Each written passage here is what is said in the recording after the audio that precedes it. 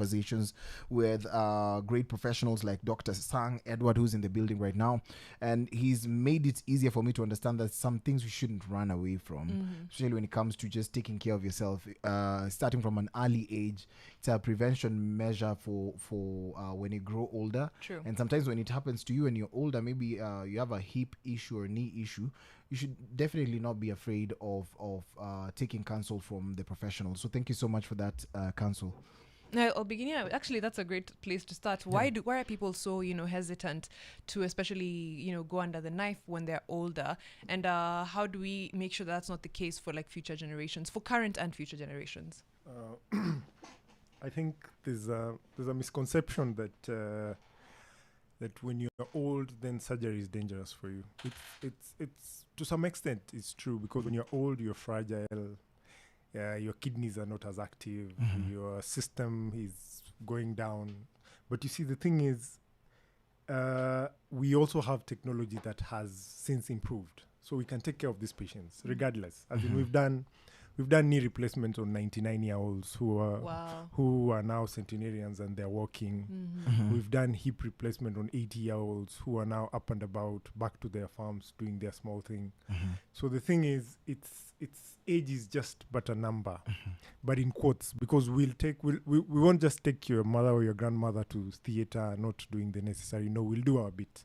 We'll make sure that it's safe. We'll make sure that we operate on them in facilities that have the necessary facilities like ICU, HDU, even if they have kidney issues, so that it's a safe setup and then the surgery is successful.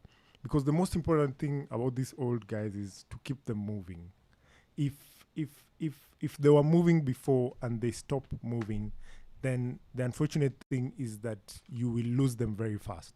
Because a sedentary lifestyle or lack of movement in old age is very dangerous. One, you predispose them to clots in their systems, something called deep venous thrombosis. And if these clots develop in their thighs or the lower or the legs, then it can go to the heart, which can be fatal, or to the lungs, which can kill them.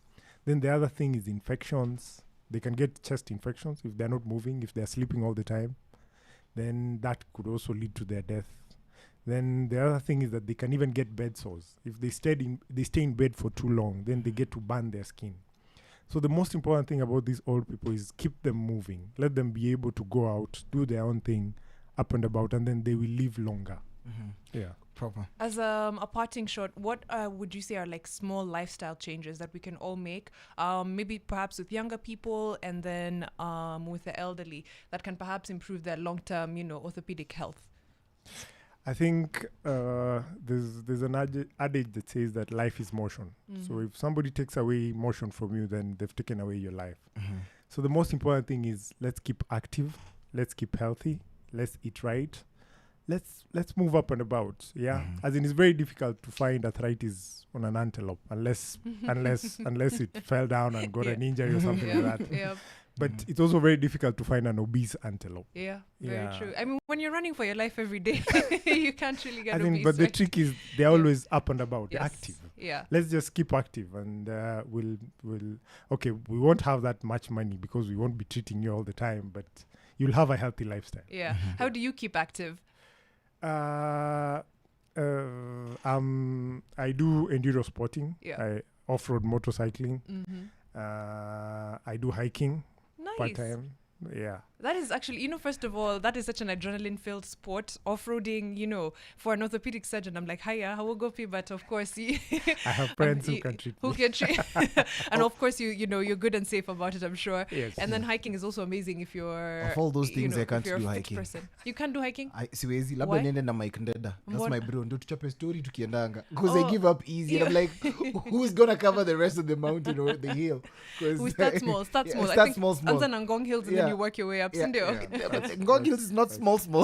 It's not bad either.